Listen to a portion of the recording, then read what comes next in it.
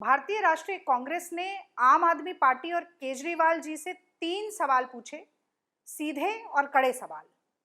पहला सवाल तो ये कि आप निर्णय कर लीजिए, आपकी शराब नीति सही है या गलत है। अगर आपकी शराब नीति सही है तो सीबीआई के डर से आपके पैर क्यों कांपने लगे, उस नीति को तुरंत वापस क्यों लिया और किसकी शरण में गए? उन्हीं शीला दीक्षित जी की शरण में, जिनके बेईमान नाम के पोस्टर आप ऑटो के पीछे लगाकर घूमते थे।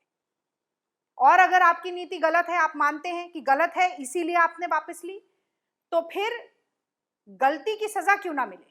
गलत नीति पर मनीष सिसोदिया के ऊपर कार्रवाई क्यों ना हो? दूध का दूध पानी का पानी क्यों ना हो? इस बात का जवाब आम आदमी पार्टी की सरकार को, दिल्ली की जनता को देना होगा।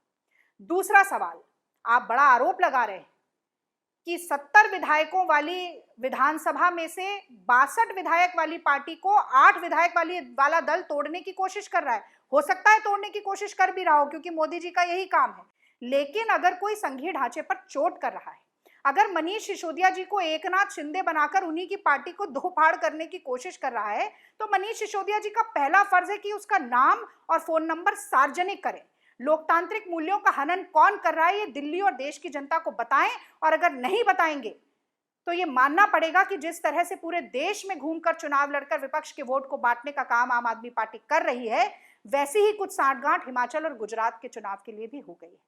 और तीसरा सवाल मैं पूछना चाहती हूं कि पंजाब में तो संगरूर के चुनाव के चलते बड़ी आसानी से आपने अपने स्वास्थ्य मंत्री को आरोप लगने पर ही अरेस्ट कर लिया, लेकिन दिल्ली में सीबीआई की एफआईआर हो गई, मुख्य सचिव की रिपोर्ट आ गई 144 करोड़ के घोटाले की, और आपने इस्तीफा लेने के बजाय ये कह दिया कि भ्रष्टाचारी मनीष सिसोदिया को आप भारत रत्न देंगे। मैं समझती हूँ ये शर्मनाक है। महाराणा प्रताप और जाति को ढाल बनाना शर्मनाक है। ये काम बंद कीजिए, दिल्ली की जनता को जवाब दीजिए। केजरीवाल इस्तीफा लें सत्येंद्र जैन का और मनीष सिसोदिया का, और सीबीआई अपनी जांच को आगाज से अंजाम तक पहुंचाए।